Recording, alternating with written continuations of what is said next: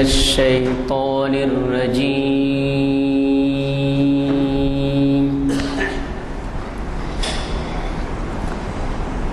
بسم الله الرحمن الرحيم.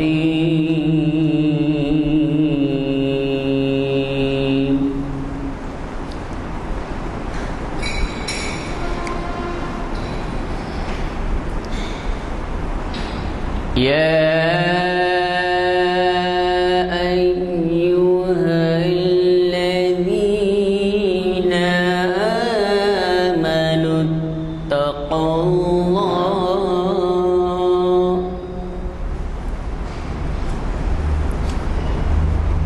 وقولوا قولا سديدا.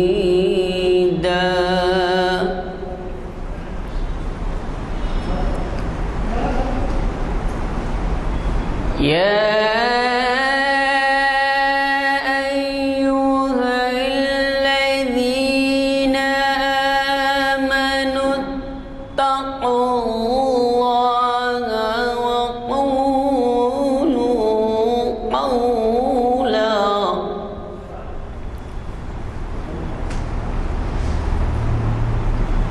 آمنوا اتقوا الله وقولوا قولا سديدا.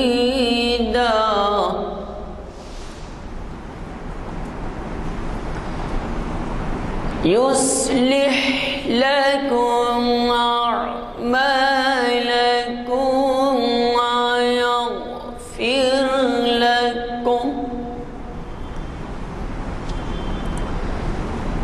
ويغفر لكم ذنوبكم.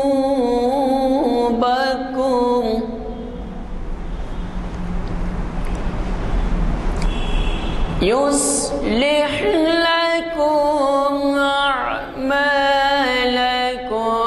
ويغفر لكم ذنوبكم.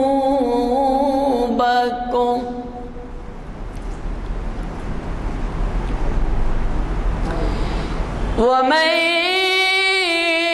يطع الله ورسوله فقد فاز فوزا عظيما.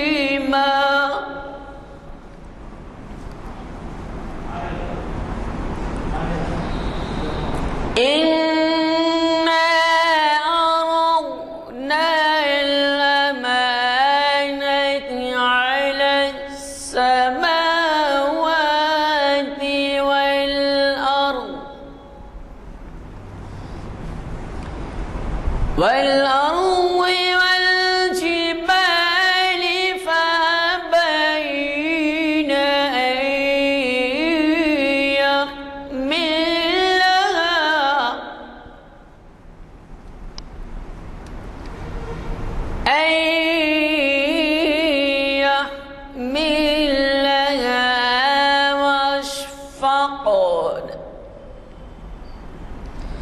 وأشفقن منها وحملها الإنسان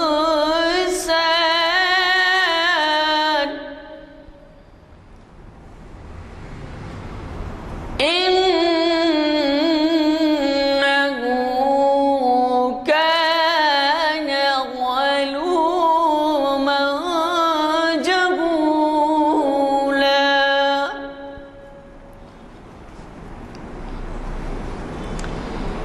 ليعذب الله المنافقين والمنافقات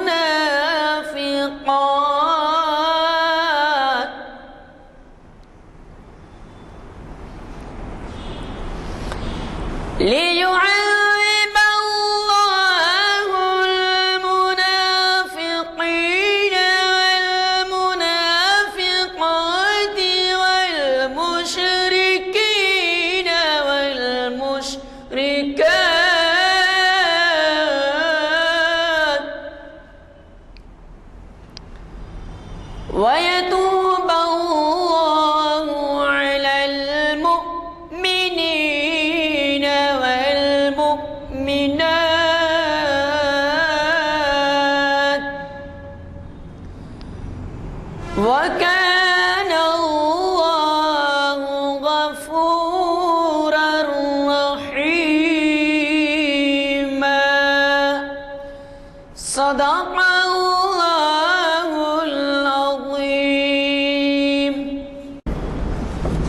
حضرات، ابھی اعلان کیا جا چکا ہے جماعت کے بعد کہ آج ہماری شریعت انفارمیشن سروس کی 777ویں نشست ہے۔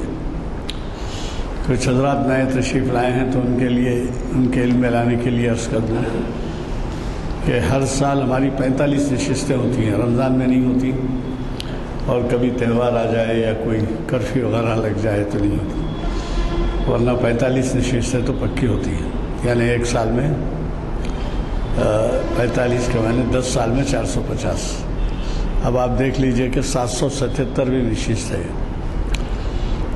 اور آج کے ہمارے مقرر جو ہیں ان کو کون نہیں جانتا، آج بھی ان کا 2 اخباروں میں سیاست اور منصف میں ہمارے پچھلا جو خطاب ہے وہ شائع ہوا ہے، اور ویسے بھی بین الاقوامی شہرت رکھتے ہیں، باہر بیرون ملک جاتے ہیں وہاں پر بھی خطاب ہوتے ہیں۔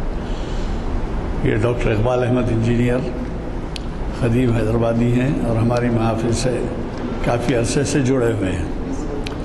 ان کے تعارف کی چندہ ضرورت نہیں کہ بہت سے حضرات ان کی علمی صلاحیتوں سے بخوبی واقف ہیں۔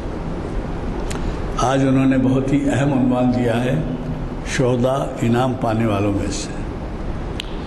یہ نشست جامع مسجد عالیہ گن فاؤنڈری کے کانفرنس ہال میں بعد نماز عصر آج بتاریخ 23 سپٹمبر بروز پیر مطابق 23 محرم الحرام 1441 ہجری منعقد ہو رہی ہے۔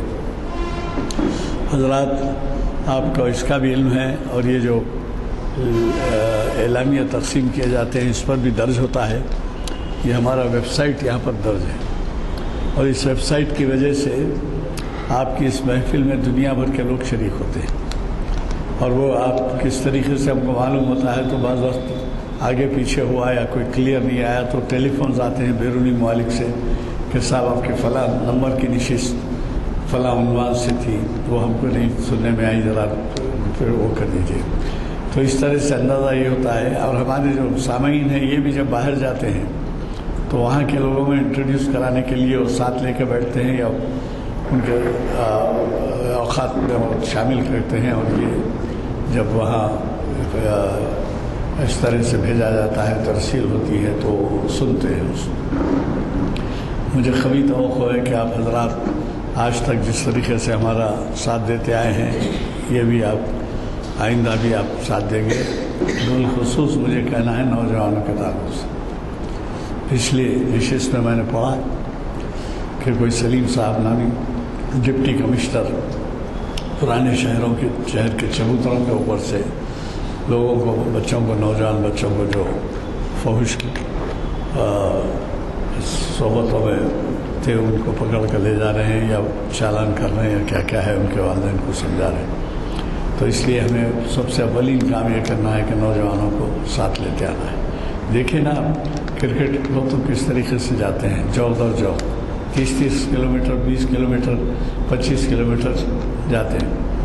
وہ امبر پیٹ کی طرف ہوتا ہے، اس سے آگے ہوتا ہے اپل کی طرف، تو کوئی رنگ روڈ سے بھی چلے جاتے ہیں، گولکنڈے سے بھی چلے جاتے ہیں، مگر یہاں بھی آنے کے لیے بچوں کے پاس وقت نہیں ہے، اور گھر میں وہ تعلیم نہیں ہے، گھر میں وہ تربیت نہیں ہے، تو پھر آپ جب تک ان بچوں کو یہاں نہیں لائیں گے کس طریقے سے وہ اس بات سے واقف ہوں گے کہ دین کیا ہے اور دینی ذمہ داریاں ان کے اوپر کیا ہے۔ بہرحال میں آپ کا زیادہ وقت لیے بغیر آج کے مقرر صاحب ڈاکٹر اقبال احمد انجینئر صاحب سے گزارش کرتا ہوں کہ وہ شہ نشین پر تشریف لائیں اور ہمیں اپنے فاضل خطاب سے مخاطب فرمائیں۔ رسول الکریم رب اشرح لی صدری ویسر لی امری واحلل عقدۃ من لسانی یفقہوا قولی۔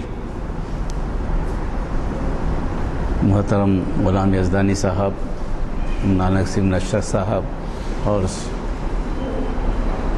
حاضرین محفل، آج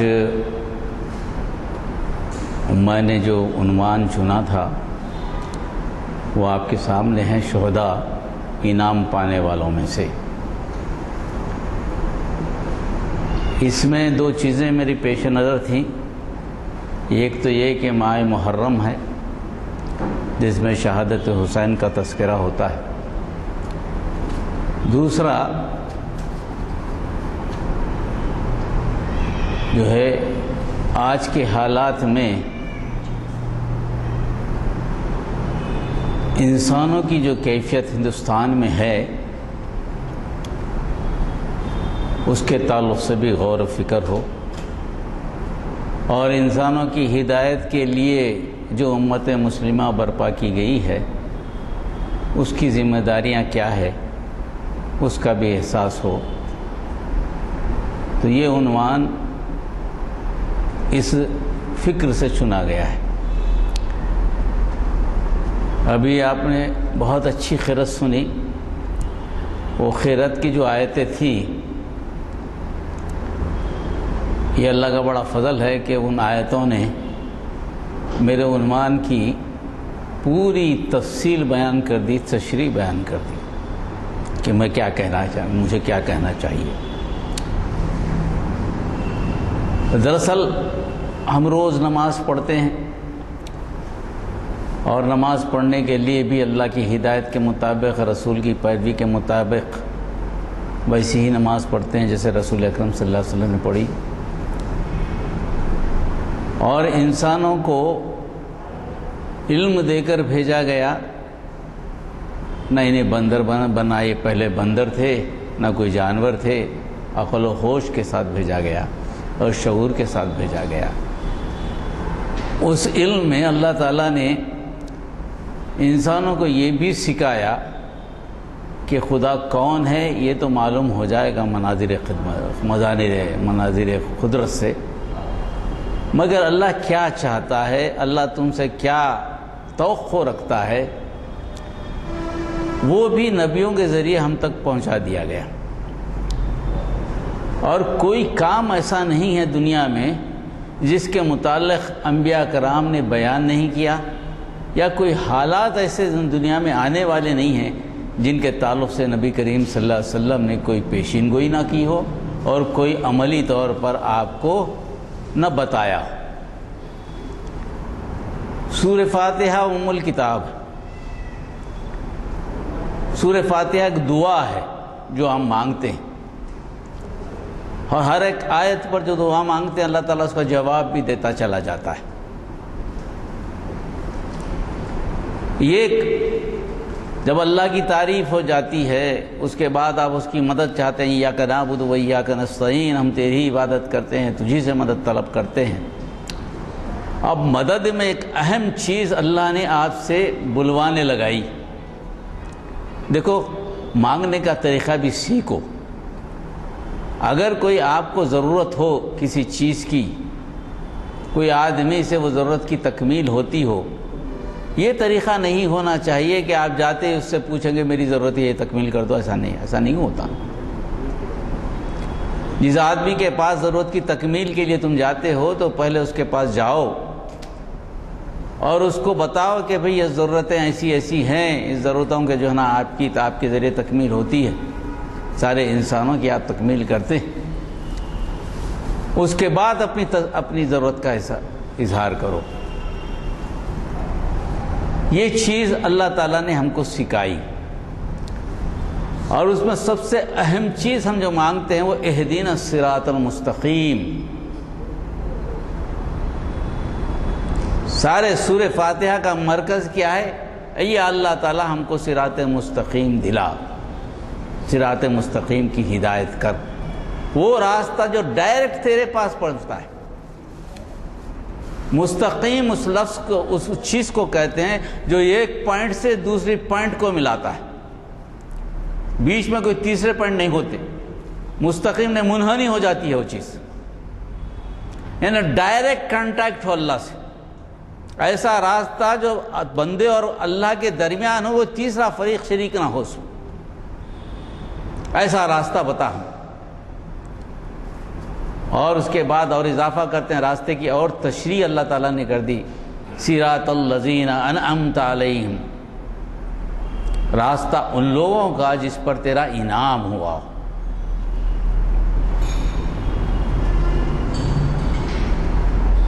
راستہ ان لوگوں کا جن پر تیرا انعام ہوا ہو۔ راستہ ان لوگوں کا نہیں جس پہ غیر المغضوب علیہم ولا الضالین، ان کا راستہ نہیں جس پر تیرا غضب ہوا ہو اور جو گمراہ ہو گئے ہوں۔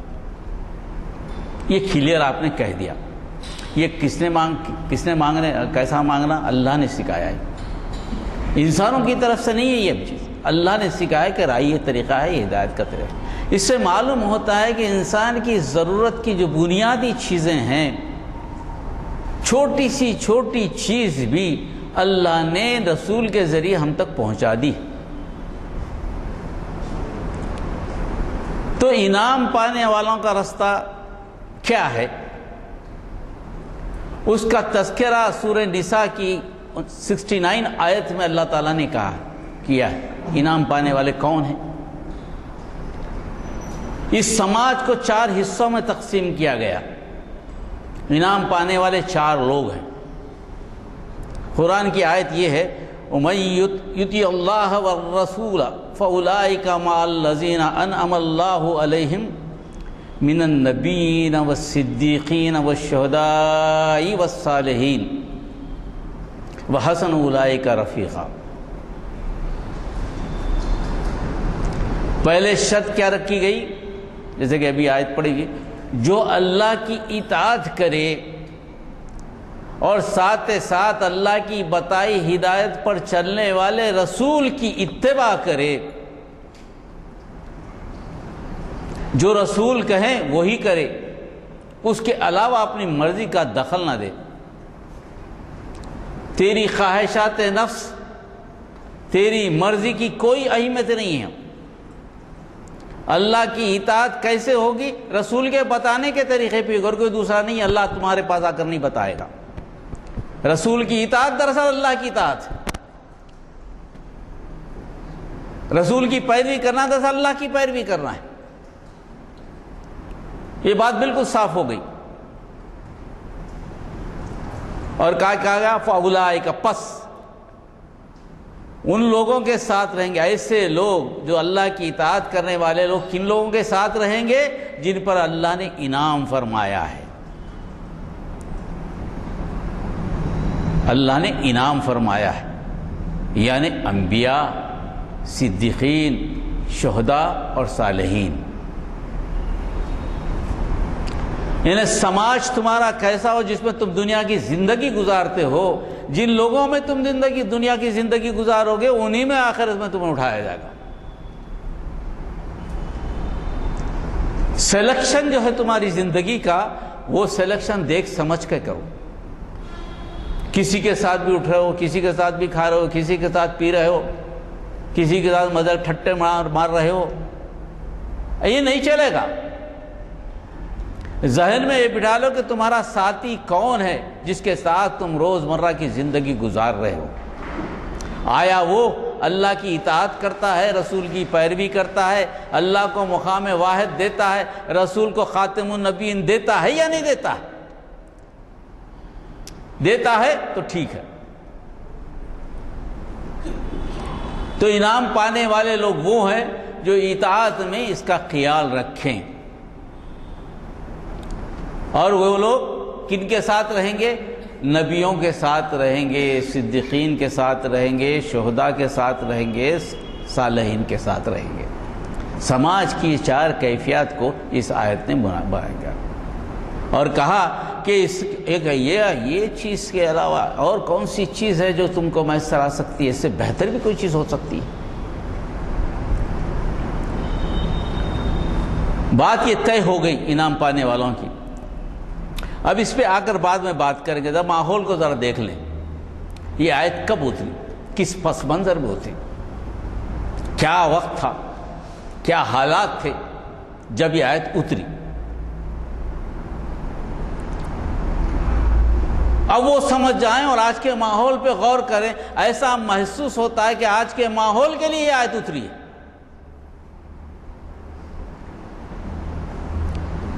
نبی کی زندگی کی سیرت کا وہ حصہ جو اس وقت یہ آیت اتری تھی، ایسا معلوم ہوتا کہ ہندوستان میں مسلمانوں کی حالت بے عین ہی وہی ہے۔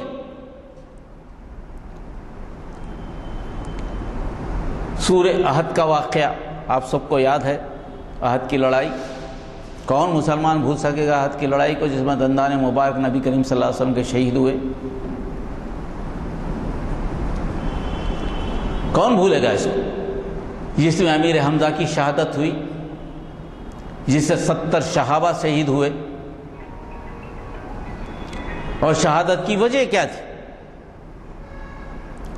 شہادت کی وجہ یہ تھی کہ یہ ایک پہاڑی پر 40 صحابہ کو ٹھہرا کر دیا گیا تھا، اور نبی کریم صلی اللہ علیہ وسلم نے یہ فرمایا تھا چاہے کچھ بھی ہو جائے، جب تک میں تمہیں آواز نہ دوں تم وہ جگہ نہیں چھوڑنا۔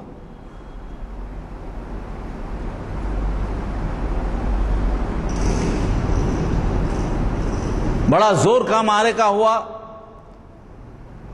مسلمان قریش کے کفاروں کو مار کر بڑھا دیا، ایسا معلوم ہوا کہ بھاگ گئے، سامان چھوڑ کر بھاگ گئے وہ لوگ، اور پہاڑ کی طرف چلے گئے، دکھائی نہیں دے رہے، یہاں بھاگ رہے ہیں۔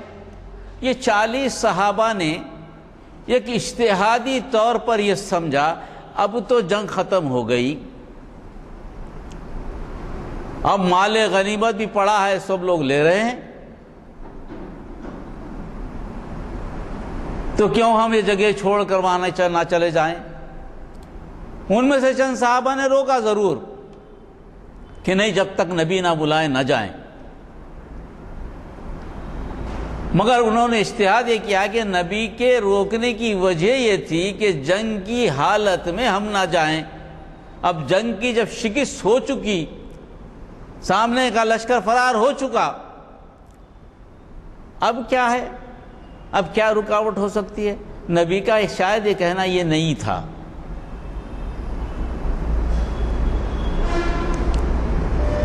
اور قرآن نے کہا کہ بعض کے دل میں خواہش بھی پیدا ہوئی کہ بھائی وہ مال غنیمت ہے تو اس میں سے کچھ لے لیں، بھائی بعد میں ملے گا نہیں ملے گا کیا ہے کس کو معلوم۔ انسانی فطرت جو ہوتی ہے صحابہ کی فطرت پہ غور کرتے وقت ذہن میں رکھیں کہ صحابہ سے بہترین کوئی جماعت نہیں ہو سکتی، ان کی پاؤں کی خاک کی تک بھی ہم نہیں پہنچ سکتے، مگر یہ چیزیں جب تک نہ کروائی جائیں اس وقت تک قرآن کیسا نافذ ہوگا، فطرت انسانی کیسے بتائی جائے گی، نبی کریم صلی اللہ علیہ وسلم اسوہ حسنہ لوگوں کے سامنے کیسے رکھیں گے؟ مگر وہاں جان بوجھ کر غلطی نہیں ہوئی، اجتہادی غلطی ہے۔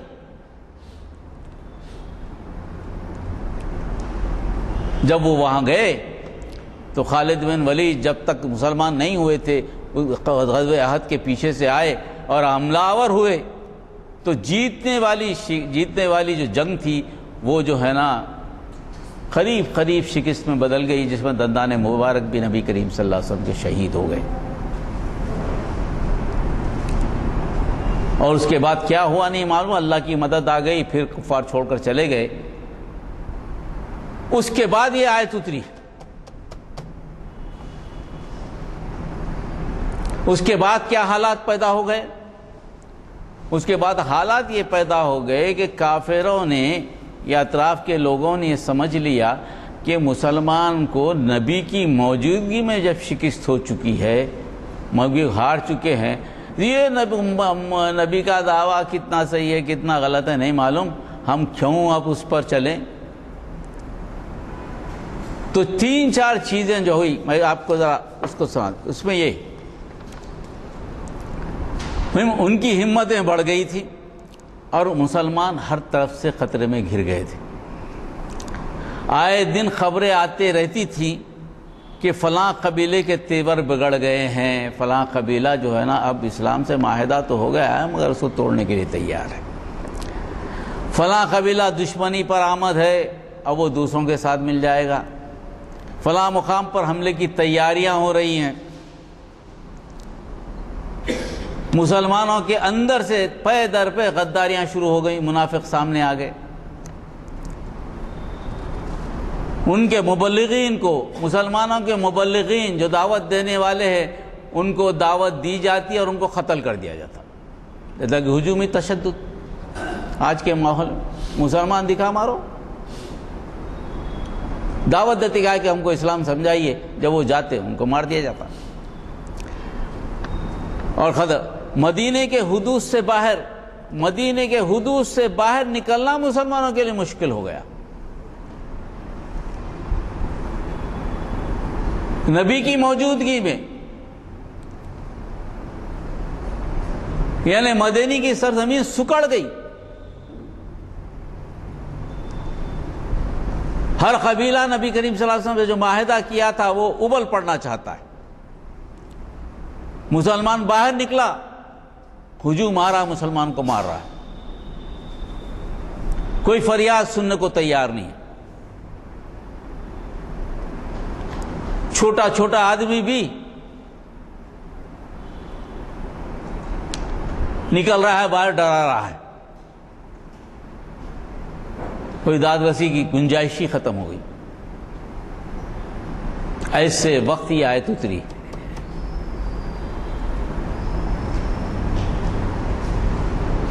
اس پہلو میں ہمارے لیے درس کیا ہے؟ ہمارے لیے درس یہ ہے کہ صحابہ کی ایک اجتہادی غلطی، رسول اکرم صلی اللہ علیہ وسلم کی بات نہ سننے پر اللہ تعالیٰ نے ان پہ گرفت جو مضبوط کی وہ یہ تھی کہ اس وقت رسول اکرم صلی اللہ علیہ وسلم نبی رحمت للعالمین کہ دندان مبارک شہید ہوئے۔ جب خون گرنے لگا تو صحابہ پکڑ کر خون کو روک لگے۔ نبی کریم صلی اللہ علیہ وسلم نے فرمایا کہ خون کو روک لو، کہیں ایسا نہ ہو کہ زمین پہ گر جائے تو زمین جو ہے نا سرسب ساجات یعنی پھر غلہ دینا بند کر دے، کوئی اناج نہ اس سے حاصل نہ ہو سکے۔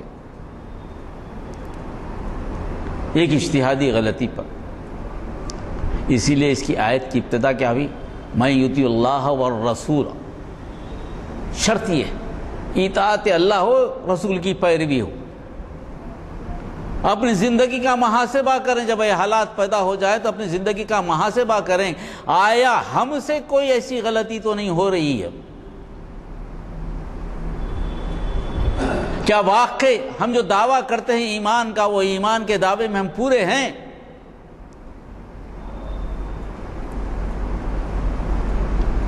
انبیاء مطلب ایک ہی دین لانے والے، راہ راست کا ایک ہی طریقہ کار، اس کے علاوہ کوئی دوسرا قانون نہیں چل سکتا، شریعت نبی کی چلے گی، یعنی زندگی کا طریقہ کار مکمل نبی کی شریعت کے مطابق ہو، تمہاری بول چال، تمہاری ہر چیز یہاں تک کہ اٹھنا بیٹھنا حاجت کو جانا، یہ سارے چیزیں تمہارا عمل نبی کے مطابق ہو۔ یہ انبیاء کی دعوت ہے۔ جو پروگرام نبی نے دیا ہے وہ پروگرام کو تم سمجھے ہو؟ اگر سمجھے ہو تو تم نبیوں کے ساتھ رہنے والے لوگ ہو۔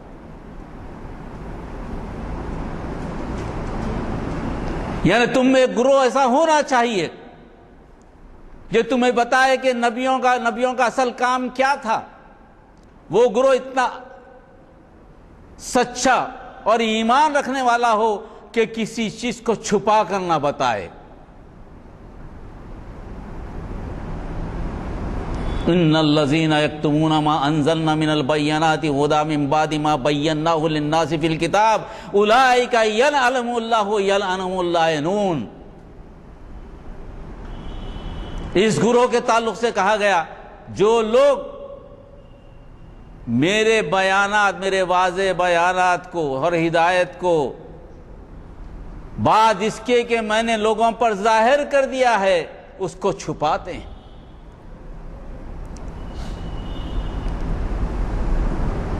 اس کے معنی الگ الگ نکال کے بیان کرتے ہیں، حق کو الگ طریقے سے بتاتے ہیں، مصلحتوں میں لپیٹ دیتے ہیں۔ تو کیا اولئک یلعنہم اللہ، اللہ ان پر لعنت بھیجتا ہے۔ اللہ ہی نہیں، سارے لعنت ہی لعنت بھیجتے ہیں اس کے اوپر، جو لعنت کرنے والے ہیں۔ دنیا کی ہر مخلوق، اللہ کی جو فرمانبردار مخلوق ہے، جو اللہ کے سامنے جھکتی ہے، توہن و کرن جھکتی ہے، اللہ کا حکم مانتی ہے، ساری دنیا کی مخلوق جو اللہ نے تخلیق کی ہے وہ ساری کے ساری مخلوق اس پر لعنت بھیجتی ہے۔ یعنی مسلمانوں میں اجتماعی برائی، اجتماعی آفت جو آتی ہے، قومی حیثیت سے جب آفت آتی ہے مسلمانوں پر، بحیثیت امت جب آفت آتی ہے تو اس کی بگاڑ کی وجہ وہ اہل علم ہوتے ہیں جو حق کو چھپاتے ہیں، انبیاء کے طریقوں کو بھول جاتے ہیں، اپنی ذات کی طرف زیادہ توجہ ہوتی ہے، وہ تکلیف اٹھانا گوارا نہیں کرتے جو نبی کریم صلی اللہ علیہ وسلم کی تکلیفیں تھی، جو دندان مبارک شہید ہوئے تھے، وہ تکلیف اٹھانا گوارا نہیں کرتے۔ یہ بات ضرور کہتے کہ نبی سوتے تو شکنیں آ گئی تھیں یہاں پر جسم پر، مگر ان کے بستر آرام دہ۔ نبی کو کوئی چیز میسر نہیں تھی، آج ہر قسم کی چیز میسر ہے۔ نبی کو دسترخوان پہ کھانے نہیں تھے، آج ان کے دسترخوان پہ کئی قسم کے کھانے ہیں جو کھا رہے ہیں۔ نبی کی سیرت کو بیان کرتے تو ایسا بیان کرتے ہیں، ایسا معلوم ہوتا کہ ان سے زیادہ کوئی علم رکھنے والا نہیں ہے، مگر عمل کے میدان میں دیکھو تو ایسا معلوم ہوتا کہ نبی کی مخالفت کرنے والے ان سے زیادہ کوئی نہیں ہے۔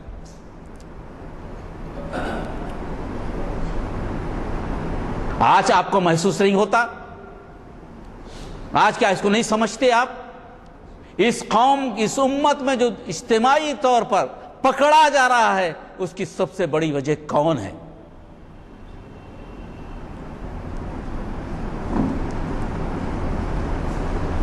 وہ راستے کو بھلا دیے، وہ راستہ جو نبی نے بتایا تھا، جس کے لیے صعوبتیں اٹھائی، جس کے لیے ایک سال تک آپ شہر بدر رہے، طائف میں آپ لہو لہان ہوئے۔ کون سی رات ہے مدینے میں جانے کے بعد نبی کریم صلی اللہ علیہ وسلم نے پوری رات سوئی ہے؟ یہ ایک رات بتا دیجئے آپ۔ 13 سال کی زندگی میں کبھی نبی کریم صلی اللہ علیہ وسلم سکون سے سوئے ہوں؟ کوئی کروٹ لے کر آپ بیٹھے کہ میں سکون سے سویا؟ یہ ایک رات بتائیے۔ دین ایسے ہی نہیں پہنچا، دین کو پہنچانے میں بڑی دقتیں ہوئی۔ یہ دقتوں سے گزرنا پڑے گا نا، جبھی تو اسلام کی آزمائش ہوگی، دین کی آزمائش ہوگی۔ یہ کام کس کا ہے؟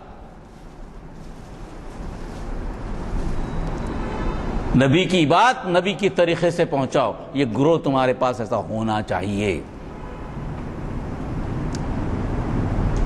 ایک امیر تمہارے پاس ایسا ہونا چاہیے۔ اس کے بعد صدیقین کی بات آئی، سچ۔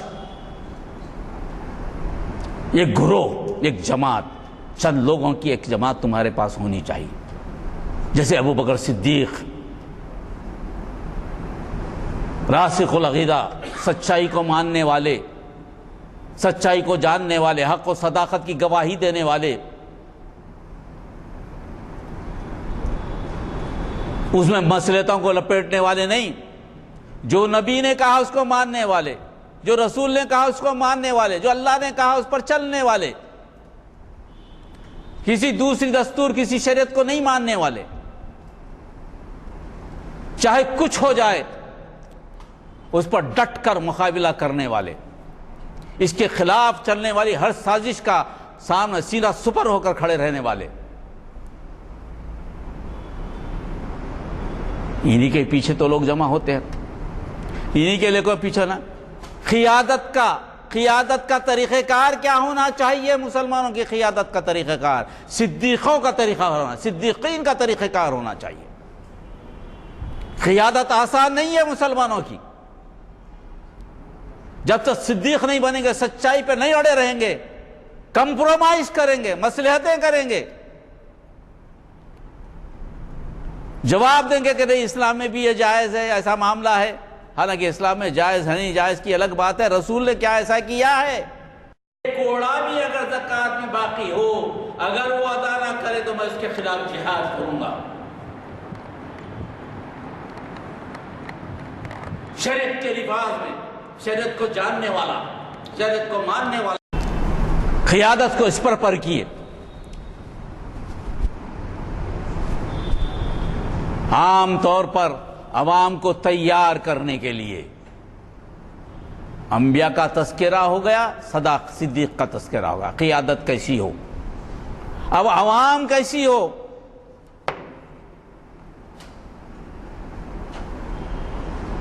عوام میں ایک گروہ ایسا ہو جو دعوت دینے والا ہو، یہ گروہ ایسا جو شہادت دینے والا ہو، اس حقیقت کو حقیقت بتلانے والا ہو، اس سچ کے علاوہ کوئی دوسرا سچ نہیں ہے، اس حق کے علاوہ کوئی دوسرا حق نہیں ہے، اس کے پاس دلیلیں ہوں،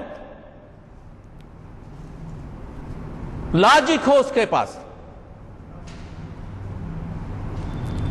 کسی قسم کے سوال کا توڑ اس کے پاس ہو، کہ اللہ سے زیادہ علم تو کسی کے پاس ہے نہیں نا، اللہ کی کتاب تمہارے پاس ہے، رسول کی پیروی تمہارے پاس ہے، اس کے بعد کوئی دلیل تمہارے پاس نہیں ہے تو کیسے مسلمان ہو تم؟ کس بنیاد پہ تم اپنے آپ کو مسلمان کہتے ہو؟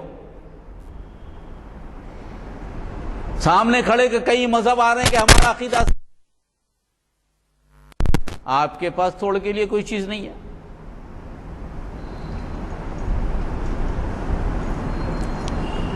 آپ کو جس قسم کا ماحول آج ملا ہے، ششی تھرور نے ابھی ایک کتاب کا افتتاح کیا ہے، ہندو وے، یعنی ایک ہندو طریقہ زندگی گزارنے کا۔ وہ RSS کے نظریات کے خلاف ہے کتاب، مگر چونکہ وہ بیچارہ بھی ہندوازم کی تعریف نہیں کر سکتا، ہندو کیا ہے بتا نہیں سکتا، جب سدھانشو اپنے کون سا ہے شیشادری سی گوپالاچاری، یعنی چکرورتی گوپالاچاری، چکرورتی شیشادری منڈ دماغ ہے RSS کے، ان سے جب گفتگو ہوئی کتاب کے اناگریشن میں، تو انہوں نے یہ کہا کہ ہندوازم کی تعریف اس لیے نہیں ہو سکتی کہ ہندوازم کے جیسا کوئی مذہب ہی نہیں ہے۔ لاجک دیکھیے آپ، فراست مومن کو ٹٹولیے، نہیں ہو سکتی۔ کیا خدا کی تعریف ہو سکتی ہے خدا کی جیسا نہیں ہے؟ یہ کہاں سے آیا؟ کفواً احد سے آیا، قل اللہ احد اللہ الصمد لم یلد ولم یولد ولم یکن لہ کفواً احد۔ آپ سے زیادہ آپ کا مخالف آپ کی کتاب کو جانتا ہے۔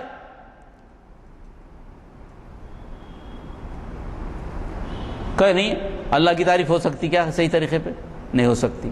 سمندر کی تعریف ہو سکتی کیا؟ نہیں ہو سکتی۔ سمندر کی گہرائی، سمندر ایسا گہرا ہے بولیں گے آپ، مگر سب اتنا گہرا کوئی ہے کیا؟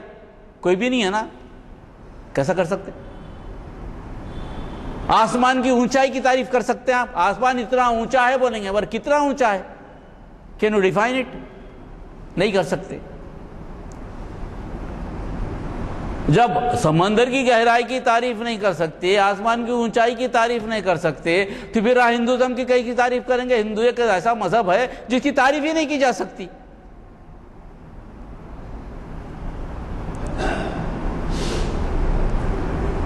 انہوں نے حوالہ دیا گرو گولوارکر کا۔ انہوں نے کہا میں گرو جی سے ملاقات ہوئی تو میں نے پوچھا گرو گولوار ہندوازم کی تعریف کیا ہے؟ تو گولوارکر نے کہا ہندوازم کی تعریف نہیں کی جا سکتی، کیونکہ ہندوازم کو کسی نے سمجھا ہی نہیں، ہندوازم کو کسی نے سمجھا ہی نہیں، اس لیے تعریف نہیں کی جا سکتی۔ اس کے بعد ان سے پوچھا کہ گیتا کے بارے میں آپ کا کیا خیال ہے؟ تو گولوارکر نے کہا کہ گیتا میں بھگوان نے کہا کہ دنیا خراب ہو جائے تو تب میں آؤں گا۔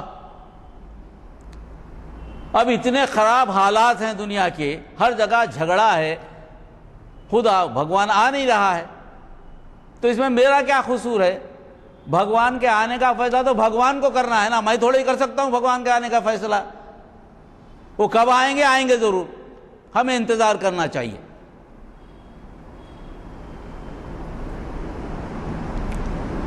اسلام کے تعلق سے کہا اسلام تو حدود و قیود میں ہے، مفتی فتویٰ دیتا ہے اسلام میں یہ چیز کرو یہ چیز مت کرو، یہ کریں گے تو جنت میں جائیں گے، یہ کریں گے تو دوزخ میں جائیں گے۔ اسلام بھی کوئی مذہب ہے حدود و خیود سے بھرا ہے. اور ہندوازم کیا ہے؟ اس میں کوئی حد ہے نہ کوئی قوت ہے. بھگوان کو مانو چلے گا، بھگوان کو نہ مانو چلے گا، کوئی عمل کرو چلے گا، کوئی عمل نہیں کرو چلے گا.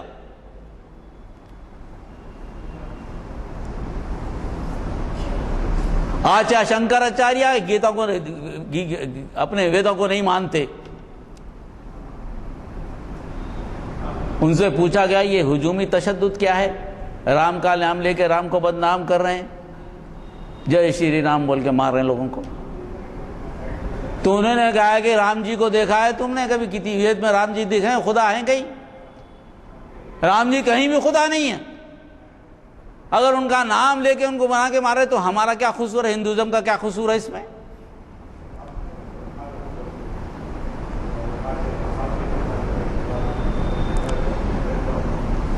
آپ کو عقل کے ناخن لینے پڑیں گے، آپ کو سوچنا پڑے گا کہ آپ کے نظریات کو، آپ کے مذہب کو اور آپ پر کس قسم کے حملے ہو رہے ہیں. کیا ہمارے پاس ایسے شہداء تیار ہیں، ایسا علم رکھنے والے تیار ہیں، گواہی دینے والے تیار ہیں کہ ان کا منہ توڑ کے جواب دے سکیں کہ مذہب کی بنیاد دو چیزوں پہ ہوتی ہے، یہ کتاب ہوتی ہے، کتاب کا لانے والا ہوتا ہے. کہ ہر مذہب میں حدود و قیود ہوتے ہیں، اللہ کی پہچان ہوتی ہے. جس مذہب میں خدا کی پہچان ہو پھر مذہب کیسا؟ لفظ ہندوازم کی بات کرو، لفظ ہندو آیا کب سے؟ ہندو کے معنی کیا ہیں؟ ازم کب سے جڑا اس میں؟ کیا آرائی تہذیب ہے؟ یہ کون سی تہذیب ہے؟ یہ دلاوڑی آریائی تہذیب کا مکسچر ہے جس میں رام بھی ہیں، جس میں ویدک دیوتا بھی ہیں. یہ برہما، شیو اور وشنو بھی ہیں جو کسی وید میں نہیں ملتے. یہ کیا ہے کیا آخر؟ اس پہ سوال کرنے والا کوئی پیدا ہونا پڑے گا نا آپ کے درمیان. اسی شہداء کی، اسی گواہی دینے والوں کی ضرورت ہے. یہ آزمائش ہے آپ کے سامنے. انعام پانے والے چپ ہی بن جائیں گے، لا الہ الا اللہ محمد رسول اللہ بس چلے جائیں گے. ایسا ہے کیا؟ ایسا ہے تو بہت سارے لوگ. اتنا آسان رہتا تو سب سے پہلے کفاران قریش اس کو قبول کر لیتے، لا الہ الا اللہ کو.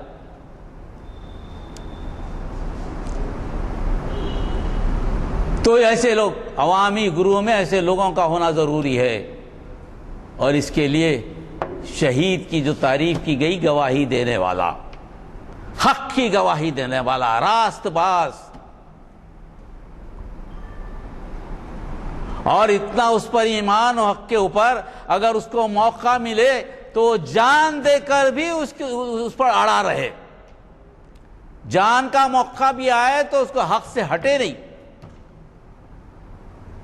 اکثر ہمارے پاس تصور ہے کہ خون کا دے دینا، شہید ہو گیا خون دے دیے. نہیں، خون کا دینا تھا اصل وہ انتہائی گواہی ہے کہ اس کو اپنے حقانیت کو ثابت کرنے کے لیے وہ جان دینے کو بھی تیار ہے. یعنی اس سماج کو اپنے خون سے بھی بچانے کی ذمہ داری کس کی ہے؟ اس عوام کی ہے جو تیار کی جاتی ہے صدیقین سے، لیڈروں سے. کون سے اصول و بنیاد پہ؟ دستور کی بنیاد پہ، رسول اکرم صلی اللہ علیہ وسلم کی بنیادی دستور کی بنیاد پر، اسی شریعت کی بنیاد پر جس پہ کوئی تبدیلی نہیں ہو سکتی. ان لیڈروں کی بنیاد پر جو صدیق ہیں، ٹھہرے ہوئے ہیں، اور ان خون کی بنیاد پر اس کے لڑ پھر مار کے جو ہے انسانی زندگی کو فلاح و بہبود دینے کے لیے. اسلام سے سچا مذہب کون سا ہے؟ انسانوں کی بھلائی کس پہ مضمر ہے؟ اللہ کو ایک بولنے میں مضمر ہے. اللہ کو ایک مانو، جھگڑا ختم. اللہ کی عبادت کرو، جھگڑا ختم. جس نے زمین آسمان بنایا اس کی عبادت کرو. اور عام جو پبلک ہوتی ہے، انسان ہوتا ہے مسلمان، وہ صالحین میں شمار ہوتا ہے. عام جو مسلمان ہے وہ صالحین ہے، کم سے کم درجہ. مطلب یہ کہ دین سے واقف ہو، راز بازی سے واقف ہو، اپنی ذمہ داری کو سمجھے، حق کو سمجھے، اپنی طریقے زندگی اسی پہ گزارے. رتی برابر کا بھی شک نہ ہو نبی کا نام آیا، بات آ گئی، آمنا صدقنا، کوئی وجہ نہیں، کوئی سائنس نہیں، کوئی لاجک نہیں. یہ ہے وہ ایمان کی قوت. یہ کب آیا؟ غزوہ احد میں، جس کا سماج کا تذکرہ میں کیا آپ کو. آج کا ماحول ہندوستان کا قریب قریب وہی ہے.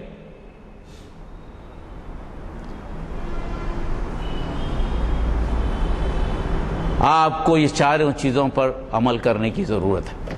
اگر انعام پانے والے ہیں تو ہم کو شہداء صدیقین تو ہیں ہمارے، اللہ ان کو رکھے، مگر ہمارے درمیان سے شہداء و صالحین ہونا، ہم گواہی دینے والے بھی ہونا، اپنی جو ہے نا ہر چیز کو، ہر مال و جان، ہر چیز کا نقصان اٹھانے کے لیے بھی ہم تیار ہونا. حق کی دعوت دینے کے لیے ہم کو سامنے آنا پڑے گا. کوئی فرد بھی مسلمان کا ہی نہیں کہہ سکتا کہ میں یہ عمل نہیں کر رہا ہوں، ایسا نہیں ہو سکتا. ہر جو عمل ہوا ہے وہ کرنا پڑے گا. نہیں ہوئے توبہ کرنا پڑے گا، پھر عمل کرنا پڑے گا. شیطان کا بہکا ہے، توبہ رکھی گئی ہے، مگر اس کے دل سے کبھی یہ ہونا کہ میرے سے گناہ ہو رہا ہے، میں اس پہ چل رہا ہوں، ایسا نہیں. توبہ 100 مرتبہ کرو، کوئی بات نہیں، مگر اللہ کا خوف ہو. توبہ کیا اللہ کے خوف پیدا کرتی ہے. گناہ ہوتے انسان سے، کس سے نہیں ہوتے، مگر ہمیشہ سامنے ایک نظر ہونا چاہیے، مجھے اللہ دیکھ رہا ہے، مجھے رسول اکرم صلی اللہ علیہ وسلم کی زندگی گزار رہا ہے، اسی کے لیے میں پیدا کیا گیا ہوں، اسی کے لیے میں بھیجا گیا ہوں. مجھے یہاں کی زندگی بھی انبیاء، صدیقین، شہداء و صالحین کے ساتھ گزارنا ہے، اور وہاں کی زندگی میں تو میری وہ زندگی وہی، میں تو مکمل، میری جو پائیدار زندگی ہے، دوامی زندگی ہے، وہ تو انہی کے ساتھ گزرے گی. یہ وہ ایمان ہے جو اس وقت شکست کردہ قوم، نبی کے ساتھ رہنے والوں میں جو کمزوری پیدا ہو گئی تھی، جو حالات پیدا ہو گئے تھے، ان کو اٹھانے کے لیے اللہ تعالیٰ نے اس کو کہا.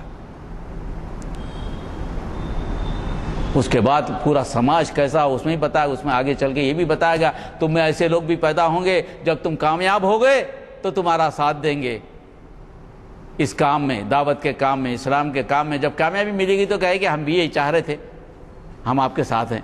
جب تمہیں نقصان ہوگا تو کہیں گے کہ اللہ کا فضل رہا، بھائی میں نہیں گیا ان کے ساتھ، گئے تو میرا بھی نقصان ہو جاتا تھا. سچی بات اگر میں بتا دوں، اگر نقصان ہو گیا، مار پڑے، مر گیا بیچارہ، اچھا کیوں گیا بدماشو، جانے کی ضرورت کیا تھی؟ ارے بھائی مرا تو انہیں بیچارہ، مسلمان بن کے مرا نا، کلمے کے اوپر شہادت دیا نا انہیں. اللہ تعالیٰ اس کو محفوظ رکھے، وہ تو اسلام کو زندہ کر کے گیا. تو یہ چیز، ایسے لوگ بھی پیدا ہوں گے ہمارے درمیان. ایسے لوگ بھی ہیں جو غداری کریں گے، آپ کی باتیں جا کے دوسروں کو بتائیں گے، ان کو بتائیں گے، ان کو بتائیں گے، سب بتائیں گے. اللہ تعالیٰ بولتا ہے سب کرنے دو ان کو. اللہ تعالیٰ سے زیادہ عالم الغیب کوئی ہے کیا؟ یہ کیا کریں اللہ کو پتہ نہیں. تمہارا کام، تم جو اللہ نے جو کہا ہے اس راستے پہ چلنا ہے. ان لوگوں سے محفوظ رہنے کی جو چیزیں رسول اکرم صلی اللہ علیہ وسلم نے بتائی ہیں اس پر عمل کرنا ہے. کسی کو بیجا ایذا نہیں پہنچانا ہے. حق بات کہنا ہے. اس کا مطلب یہ نہیں کہ تم مسلمانوں کے بارے میں سوچو، ایسی بات نہیں. جہاں کہیں حق و صداقت کی بات ہو رہی، ظلم ہو رہا ہے، چاہے کسی پہ ہو، اس کی حمایت میں کھڑے رہنا اسلام ہے. غلطی کو غلطی بولنا، اسلام مسلمانوں کے تعلق سے تو سوچتا ہی ہے، مگر انسانوں کے تعلق سے زیادہ سوچتا ہے. کہاں کس کے خلاف کچھ کام ہو رہا ہے، کہاں کس کی ناانصافی ہو رہی ہے، کسی کے ساتھ عدل نہیں ہو رہا ہے، حقوق تلفی ہو رہی ہے، حقوق پامال ہو رہے ہیں، کسی کو مارا جا رہا ہے، پیٹا جا رہا ہے بے وجہ. اس کے خلاف کھڑے رہنے والا کون ہے؟ سب سے پہلی صف میں مسلمان ہونا چاہیے. انتظار نہیں کر رہا ہے کہ انہیں بولا تو میں کروں گا، نہیں. یہ تمہارے فرائض میں سے. کسی پہ ظلم ہوا اس کا ہاتھ پکڑو، قوت پیدا کرو. اتنی زبان سے بولو، نہیں بولو تو دل میں برا چاہوں، مگر یہ ضعیف ایمان ہے. یہ ضعیف ایمان سے قومیں نہیں پلٹتی، ضعیف ایمان سے کمزوریاں دور نہیں ہوتی. ایک جھوٹ ہے سمجھو. بولنے سے جاتی ہے، پکڑنے سے، طاقت سے جاتی ہے۔ اللہ نے آپ کے خلاف کی پوری طاغوتی قوتیں شیطان پہ بھروسہ کر کر متفق ہو کے قوت سے لڑ رہی ہیں، اپنی جان بھی دے رہی ہیں۔ ایسا نہیں کہ انہوں بھی جان نہیں دے، جان دے رہے ہیں، مر رہے ہیں، کر رہے ہیں، سب کچھ کر رہے ہیں۔ مگر کیا ہو گیا یہ حق والوں کو، اللہ پہ بھروسہ کرنے والوں کو، حوض کوثر پہ نبی کی شفاعت کا انتظار کرنے والوں کو کیا ہو گیا ان کو؟ کیوں یہ سامنے نہیں آتے؟ کیوں یہ اپنا کردار نکالتے؟ ایک باطل پر جس کو معلوم ہے، جس کو یہ بھی نہیں معلوم جنت و دوزخ کیا ہے، جہنم میں جانے والا ہے جو ہم سمجھتے ہیں، ہمارا ایمان ہے اللہ تعالیٰ اس کو اس سے بچا لے، اس کو آخر میں اسلام کی اللہ تعالیٰ اس کو ہدایت دے دے، مگر ایسا مرے گا تو نقصان ہوگا، میرا آدم میرا بھائی ہے، میرا آدم کی اولاد ہے، میرے بھائیوں میں سے ہے، اس کو نقصان ہو رہا ہے، میرے کو فکر ہے، وہ تو کر رہا ہو، حالانکہ اس کو دنیا کا فائدہ ہوتا نہیں معلوم، جلا لے کے مر جاتا۔ کیا بولتا ہوں، اسٹیٹ کو آزادی نہیں ملی، لینگویج کا مسئلہ آ گیا، جلا کے مر جا رہا۔ کیوں مر جا رہا بھائی؟ جان جیسی قیمتی مر دے رہا۔ مگر مسلمان جو حق وہ ہے، حق پر ایمان رکھتا ہے، نبی کی صداقت پہ ایمان رکھتا ہے، قرآن آخری کتاب پر ایمان رکھتا ہے، انسانوں کے بارے میں کیوں نہیں سوچتا؟ آج ہندوستان میں سارے انسانوں کو فکر ہے، مسلمان ہی نہیں ہے، مسلمان اس کا ایک فریق ہے، سارے ہندوستان کے بارے میں سوچنا چاہیے، سارے انسانوں کی فکر کرنا چاہیے۔ یہی اطاعت رسول ہے، یہی اطاعت الہی ہے۔ جب تک اس کو انسانوں کا مذہب بنا کر، انسانوں کا طریقہ بنا کر لوگوں کے سامنے پیش نہیں کریں گے، اس پہ نہیں چلیں گے، تو نہ شہداء کا درجہ ملے گا، نہ صالحین کا درجہ ملے گا، نہ ہماری قیادت صدیقین میں سے ہوگی، نہ نبی کا ایک کام تھا۔ سارے انسانوں کی بات کرو اس وقت۔ یہ وہ طریقہ کار ہے جس کے لیے میں نے آج مضمون چنا تھا، اور خوف اور مسلمان ایک جگہ جمع نہیں ہوتے، یہ ذہن میں رکھیں۔ کائے کا خوف ہوتا؟ مال کے لوٹنے کا۔ کائے کا خوف ہوتا؟ عزت و عصمت کا۔ کس کا خوف ہوتا؟ جان کے جانے کا۔ یہ آپ کے اختیار میں ہے کیا؟ مال کس نے دیا؟ اللہ نے دیا، آج دیا کل بھی دے سکتا۔ عصمت و حفاظت کی ہم کریں گے جتنی ہو سکتی، نہیں ہوئی ہم نہیں ذمہ دار نہیں، لا یکلف اللہ نفسا الا وسعہا، کریں گے بالکل کچھ۔ جان، کوئی جان لے سکتا ہے کسی کی؟ نہیں لے سکتا۔ لا الہ الا اللہ وحدہ لا شریک لہ لہ الملک لہ الحمد یحیی و یمیت وہو علی کل شیء قدیر۔ پڑھتے نہیں پڑھتے کلمہ؟ وہ یحیی و یمیت، وہی زندہ رکھتا ہے وہی مارتا ہے، وہ علی کل شیء قدیر، سب ہر چیز پر قادر وہی ہے، دنیا میں جو کچھ ہے سب اسی کی۔ اور مسلمان کی زندگی تو آپ کی یہ تو نہیں ہے نا، آپ کی تو بکی بھی زندگی ہے، اللہ کی خریدی بھی زندگی ہے جنت کے واسطے۔ جو چیز جو مال بک گیا اس پہ فکر کرنے کی کیا ضرورت ہے؟ تو اس لیے سارے انسانوں کے بارے میں خوف کی کوئی گنجائش نہیں ہے۔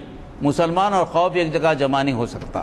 انسانوں سے بھی خوف کو نکالیے، ان کی زندگی بھی کسی کے رحم و کرم پر نہیں ہے۔ وآخر دعوانا الحمدللہ رب العالمین علیہ وسلم ونعوذ بک من شر ما استعاذک منہ نبیک محمد صلی اللہ علیہ وسلم علیک المستعان لا حول ولا قوة الا باللہ لا الہ۔ عمل کی توفیق عطا فرمائے۔ علامہ اقبال کا شعر ہے کہ عمل سے زندگی بنتی ہے جنت بھی جہنم بھی، یہ خاکی اپنی فطرت میں نہ نوری ہے نہ نار۔ آپ نے دیکھا کہ کس قدر تیاری سے ہمارے مقررین آتے ہیں اور کیسے انصاف کرتے ہیں، اس میں خاص طور پہ حالت حاضرہ کا بھی ذکر ہوتا ہے۔ مجھے اس موقع پر ایک بات یاد آئی جو ہمارے مذہب میں تو ہے ہی ہے مگر یونیورسل ہے، کہ 3 چیزوں میں بلا سوچے سمجھے، بلا تحفظات کے آپ مدد کرنی چاہیے۔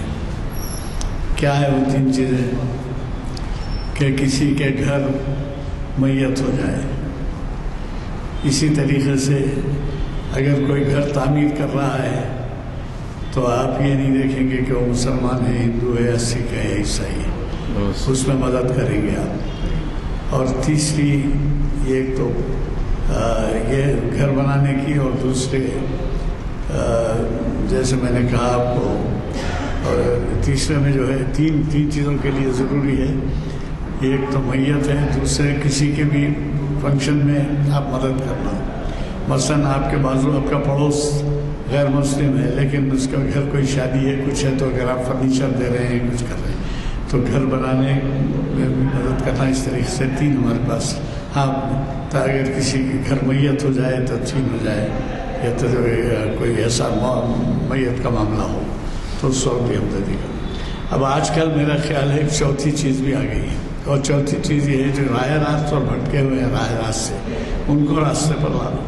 یہ پہلے شاید اتنا نہیں تھا، مگر آج کل جو ہے چونکہ جرائم زیادہ ہے، اور تین چیزوں میں یہ بھی ایک شامل کر دینا ہے، تو لہٰذا میں گزارش کرتا ہوں کہ اس کا خیال رکھیں۔